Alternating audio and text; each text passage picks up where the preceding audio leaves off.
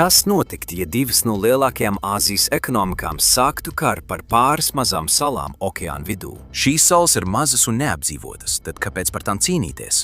Redzi, galvenā detaļa šeit ir to stratēģiskā atrašanās vieta un iespējamie resursi, kas tajās slēpjas. Tātad šajā video mēs izpētīsim, kā Ķīna un Japāna, iespējams lielākās Āzijas ekonomikas, strīdas par šīm salām un kāpēc tās varētu sākt karu šo salu dēļ. Tātad, kur atrodas šīs salas un kāds ir to nosaukums? Nu, pats nosaukums jau ir šī strīda indikators. Japāna tās sauc par Senkaku salām, savukārt Ķīna tās devē par Diaoju salām. Pat Taivāna tām ir atsevišķs nosaukums – Diaoju Tai. Šīs salas atrodas Austrumķīnas jūrā. Te ir strateģiski izvietotas starp Ķīnas kontinentālo daļu, Japānu un Taivānu. Pašu salu ķēdi veido 5 neapdzīvotas salas, kā arī 3 kaila klinšu veidojumi. To lielums ir no 0,002 kvadrātkilometriem līdz 3,81 kvadrātkilometriem. Tad kāpēc šie mazie neapdzīvotie klinšu veidojumi ir tik liels strīdu objekts? Lai to saprastu, mēs iedziļināsimies šīs strīda vēsturē. Pēc tam mēs apskatīsim, kā tas ir ietekmējis pašreizējās Ķīnas un Japānas attiecības, kā arī iespējamās ģeopolitiskās sekas, ja par tām izceltos konflikts. Sākot ar vēsturi, sāksim ar Meidžu restaurāciju. Redziet, šajā Japānas vēstures posmā imperatora vara atgriezās Japānā, un 1868. gadā tika gāztas šogunāta un samuraja režīms. Līdz 1879. gadam atjaunotā Japānas valdība anektēja ilgadējo Rjūkju karalisti. Šī karaliste atradās Rjūkju salās, lielākā salu ķēdē Japānas dienvidu malā, kas atradās tieši blakus pašlaik strīdīgajām salām, kuras japāņu valodā sauc par Senkaku. Rjūkju salas arī iezīmēja Cinu impērijas robežu Ķīnā. Tiklīdz Japāna anektēja Rjūkju karalisti, Senkaku salas kļuva par oficiālu robežu starp Ķīnu un Japānu Austrumķīnas jūrā. Rjūkju karaliste kļuva pazīstama kā Okinavas prefektūras teritorija Japānas impērijā. Līdz 1885. gadam Okinavas prefektūras gubernators lūdza Meidžu imperatora valdību oficiāli pievienot Senkaku salas Okinavai. Tomēr valdība atteicās, jo salas atradās tieši pie robežas ar Ķīnu, un Cinu dinastija tām jau bija devusi ķīniešu nosaukums – Džauju vai Džaožao Tai. Šis sākotnējais periods bija mierīgs, un salas uz laiku tika atstāts kā robeža. Tas mainījās 1894. gadā ar Pirmo Ķīnas un Japānas karu. 1895. gada janvārī Japāna anektēja salas, lai tās pārvaldītu Okinava. Japāna attaisnoja šo rīcību, pamatojoties uz apsekojumiem, kurus tā veids kopš 1884. gada, norādot, ka salas ir neapdzīvotas un tādējādi ir terra nullius, jeb nevienam nepiederoša zeme. Galu galā Ķīna zaudēja Pirmo Ķīnas un Japānas karu. Un 1895. gadā tika parakstīts Šimonoseki līgums. Šis līgums piespieda Ķīnu atdot Taivānu un ar to saistītās salas Japānai. Tomēr galvenais šeit bija tas, ka līgumā nebija precizēts, kuras salas ietilps šajā grupā. Vēlāk tas kļuva par strīda punktu Ķīnas un Taivānas pretenzijās, par ko mēs runāsim vēlāk. Tādējādi Japāna saglabāja kontroli pār salām līdz Otrā pasaules kara beigām.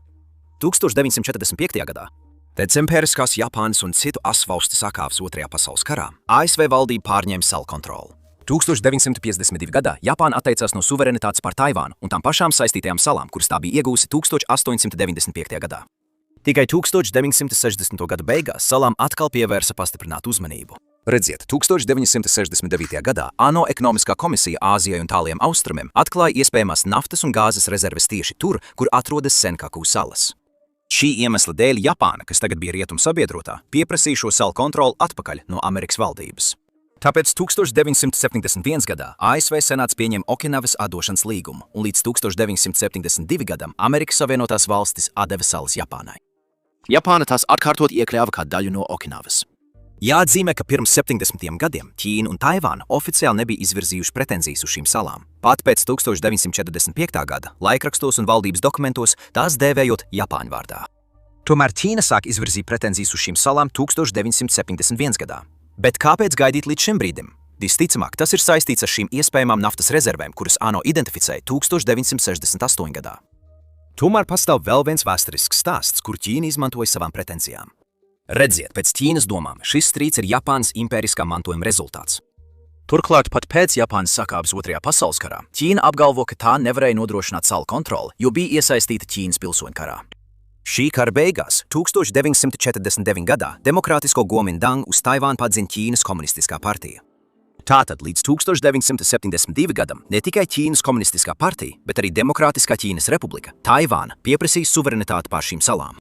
Viņi savu nostāju pamato ar vairākiem galvenajiem argumentiem. Tātad aplūkosim sīkāk Ķīnas vēsturiskās pretenzijas uz šīm salām. Saskaņā ar šo stāstījumu Ķīna atklāja šīs salas jau 1372. gadā. Ir agrīns šo salu ieraksts, kur tās 1403. gadā dēvētas par Diao Yu Tai. Tas nāk no ķīniešu grāmatas Ceļojums ar augsto vēju, kurā šīs salas tika identificētas ceļotāju ceļā no Fuķjanas uz Rjūkju karalisti. Līdz 1534. gadam Minu dinastija bija ierakstījusi visu salu nosaukums imperiālā sūtņa vizītes uz Rjūkju ierakstā. Un tās tika izmantotas kā jūras robeža pret Japāņu pirātiem. Atgriežoties pie pirmā Ķīnas un Japānas kara sekām, sakautā Cīnu dinastija Ķīnā 1895. gadā parakstīja Šimonoseki līgumu. Kā jau iepriekš minējām, līgumā nebija precizēts, kuras salas kopā ar Taivānu tiks nodots Japānai. Ķīna un Taivāna izmantoja šo neskaidrību un Japānas atteikšanos pretendēt uz salām pirms 1894. gada kā vēl vienu argumentu. Viņi apgalvoja, ka Japāna ieguva šīs salas tikai kara rezultātā. Būtībā viņi saka, ka Japāna izmantoja Šimonoseki līguma neskaidrību, lai pārņemtu šīs salas. Ķīna un Taivāna arī apgalvoja, ka daži komerciāli darījumi, piemēram 1896. gadā un 1930. gada koka ģimenes pirkums, bija vienkārši Japānas iekšējie pasākumi. Pēc viņa domām šiem darījumiem nebija nekādas ietekmes uz salu juridisko statusu. Pārējot uz 2012. gadu, Ķīna aicināja Taivānu sadarboties un kopīgi atrisināt salu strīdu ar Japānu. Taivāna tomēr atteicās, padarot situāciju vēl sarežģītāku. Jāatzīmē, ka Ķīnai un Taivānai jau ir savs labi zināmais suverenitātes strīds par pašas Taivānas salu. Turklāt kāds ķīniešu zinātnieks apgalvoja, ka sākotnēji ar Rjūkju karalisti arī bija neatkarīga valsts ārpus Japānas impērijas jurisdikcijas. Tagad iedziļināsimies Japānas pretenzijās uz šīm salām. Tā balstās uz vēsturiskiem faktiem un starptautisko tiesību prasībām. Japānas valdības oficiālā nostāja ir tāda, ka Senkaku salas atrodas Japānas likumīgā kontrolē. Japāna atkārtot uzsver, ka salas bija neapdzīvotas un ka pirms 1895. gada nebija nekāda pierādījuma par Ķīnas kontroli pār šīm salām. Japānas zinātnieki apstrīd Ķīnas apgalvojumu, ka Minu dinastija jebkad būtu kontrolējusi šīs salas. Viņi izmanto 1617. gada ierakstu, kas parāda, ka Ķīna nekontrolē šīs salas, neskatoties uz to, ka bija tās nosaukusi. Vēl viens Minu dinastijas ieraksts ierobežo tās teritoriju līdz Dongdžinas un Lienčunas salām. Šīs abas salas atrodas aptuveni 40 km no Ķīnas kontinentālās daļas austrumu krasta.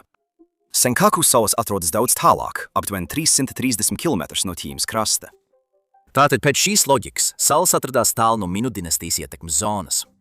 Atgriežoties pie šīm komerciālajām darbībām, kāds Okinavas iedzīvotājs 1896. gadā ieguva nomas tiesības veikt saimniecisko darbību. Viņš atved vairāk nekā 200 strādniekus, un viņi uzsāka vairākus uzņēmējdarbības veidus, piemēram zvejniecību, lopkopību un piestātnes būvniecību.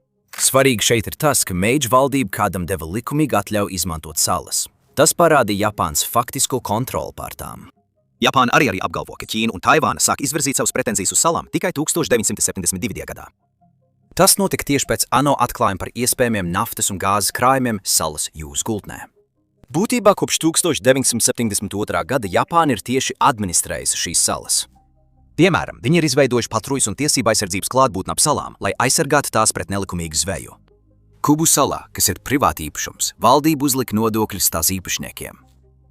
Valdība arī pārvalda dažas salas, kā valsts īpašumā esoša zeme, piemēram, Taišo un Otošari salās. Uz salām pat notiek valsts atbalstīti pētījumi.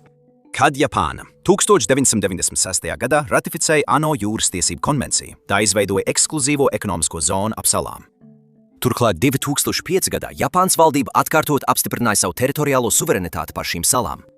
Visbeidzot, 2012. gadā Tokija nacionalizēja šīs salas. Ņemot vērā visu šo vēsturi, ko Amerikas Savienotās valstis saka par visu šo. Kopš salu atdošanas Japānai, ASV ir atzinusi Japānas administratīvo kontroli pār tām, taču nav tieši paudusi nostāju par salu suverenitāti. Neskatoties uz to, ASV atkārtot ir iebildusi pret Ķīnas teritoriālajām pretenzijām uz šīm salām. Redziet, 1960. gada ASV un Japānas drošības līgums ietver šīs salas kā daļu no Japānas aizsargājumās teritorijas saskaņā ar 5. pantu. Tātad, pie kā mēs tagad esam nonākuši? 2026. gadā strīds joprojām nav atrisināts, un pēdējos gados spriedze ir ievērojami pieaugusi. Piemēram, 2025. gadā Ķīnas krasta apsardze patrulēja ap salām gandrīz katru dienu, 357 dienas tajā gadā. Šie krasta apsardzes kuģi atradās tikai 12 jūras jūdžu attālumā no salas teritoriālajiem ūdeņiem. Tas apzīmē Japānas ekskluzīvās ekonomiskās zonas robežu. Tas bija mēģinājums ne tikai apliecināt pārākumu pār salām, bet arī atturēt Taivānu no turpmākiem neatkarības centieniem. Galvenais šeit ir tas, ka salas atrodas tik tuvu Taivānai. Un tas ir svarīgi, ņemot vērā pašreizējo spriedzi starp Pekinu un Tokiju. Redziet, Japānas premjerministre Sanae Takaichi sacīja, ka Japāna varētu iejaukties, ja Ķīna uzbruktu Taivānai. Pēdējo 5 gadu laikā Ķīna ir organizējusi aptuveni 100 patruļu gadā ap šīm salām. Pekīna ir izvietojusi vairāk nekā 500,000 kuģu un 6,000 lidaparātu ap šīm salām. Šie patruļkuģi ir arī milzīgi. No 2019 līdz 2025 gadam kuģu izmērs ir dubultojies. 2025. gadā 22 no novērotajiem Ķīnas kuģiem svēra vairāk nekā 3,000 tonu. 8 no tiem bija virs 5,000 tonu un 2 svēra vairāk nekā 10,000 tonu. Tie ir arī ļoti labi bruņoti. Daži no tiem ir aprīkoti ar 76 mm jūras lielgabaliem. Kopumā tas nozīmē Ķīnas krasta apsardzes un jūras spēku aktivitātes pieaugumu Austrum Ķīnas jūrā. Saskaņā ar Reuters, tā ir daļa no Pekinas stratēģijas, lai nostiprinātu pārākumu reģionā. Šis Ķīnas patrulēšanas aktivitāšu pieaugums ir satraucošs, jo tas pārkāpj starptautiskās tiesības. Redziet, tikai valsts, kas pretendē uz šo teritoriju, drīkst veikt tiesības sargājošas darbības savā EEZ. Pēdējo 15 gadu laikā jau ir bijuši daži sadursmes par salām. 2010. gadā Ķīnas zvejas kuģis sadūrās ar Japānas kuģiem pie salām. Atbildot uz to, Japānas krasta apsardze aizturēja kuģa kapteini, kas izraisīja diplomātisko krīzi. Tad 2012. gadā Japānas valdība iegādājās dažas no salām. Iepriekš tās piederēja privātiem Japānas pilsoņiem. Atbildot uz to, Ķīna nosūtīja patruļkuģus. Visnesenāk, 2025. gada decembrī, Ķīna un Japāna apgalvoja, ka ir padzinušas vienotras kuģus no tuvējām ūdeņiem. Redziet, no vienas puses Ķīna apgalvoja, ka ir padzinusi nelikumīgi Japānas zvejas kuģi. Savukārt Japāna apgalvoja, ka ir aizturējusi un padzinusi 2 Ķīnas krasta apsardzes kuģus, kas tuvojās šim zvejas kuģim. Tāpat 2025. gada decembrī premjerministre Takaichi spēra vēl vienu drosmīgu soli. Viņa paziņoja, ka Japāna šogad izvietos lielākus patruļkuģus ap salām. Japāna arī plāno strateģiskas aizsardzības stratēģijas ar galvenajiem sabiedrotiem Indo-Klusā okeāna reģionā. Daži no šiem partneriem ir ASV, Dienvidkoreja, Austrālija un Indija. Ķīna nav pozitīvi uztvērusi Japānas premjerministres komentārus par Taivānu un viņas valdības palielinātajiem aizsardzības izdevumiem. Pekina ir uzsākusi kampaņu, attēlojot šīs darbības kā Otrā pasaules kara laika Japānas militarisma atgādinājumu. Jebkura nepareiza rīcība varētu izraisīt konfliktu starp abām Āzijas lielvarām. Ķīnas kampaņa ietver arī atturēšanu no ceļošanas uz Japānu. Pekina arī plāno vēl vairāk pastiprināt savas patruļas Okinavas apgabalā un ap to, kas ietver arī šīs salas. Spriedze ap Senkaku, jeb Džāju salām, ir augsta. Taču ir vēl viena maza sala, kas arī ir nonākusi Ķīnas un Japānas konflikta krustpunktā. Tā ir Jonaguni, attāla sala Japānas vistālākajā rietumpunktā. Tā atrodas ārkārtīgi tuvu Taivānai, aptuveni 70 jūdzes no tās austrumu krasta. Tas to novieto tieši uz Ķīnas un Japānas saspīlējuma frontes līnijas. Senkaku salas arī atrodas diezgan tuvu šai salai, aptuveni 80 jūras jūdzes uz ziemeļrietumiem no Jonaguni. Japāna nesen ir sākusi nostiprināt šo salu, pārvēršot to par militāru priekšposteni. Japānas valdība ir nosūtījusi karavīrus, uzstādījusi radara torņus un munīcijas noliktavas Jonaguni salā. Uz salas atrodas arī amerikāņu spēki, kur kopā ar Japāņu spēkiem varētu apturēt Ķīnas karakuģus no iekļūšanas atklātajā Klusajā okeānā. Ķīna nesen rīkoja militāras mācības ar kaujas šaušanu ap Taivānu. Tā bija Ķīnas militāro spēku un gaisa spēku demonstrācija, un daudzas aktivitātes notika ļoti tuvu Jonagunai. Šī sala kopā ar Senkaku salām ir svarīgs atgādinājums, ka Japānas drošība ir cieši saistīta ar Taivānas drošību. Japāna strauji reaģē uz šo uztverto draudu. Tā plāno palielināt savus militāros izdevumus līdz 2% no IKP jau šo pavasaru. Tas ir 2 gadus ātrāk nekā sākotnēji plānots. Tieši Jonaguni Japāna plāno izvietot vidējas darbības zenītraķešu sistēmas, lai atturētu iespējamus uzbrukums no Ķīnas puses.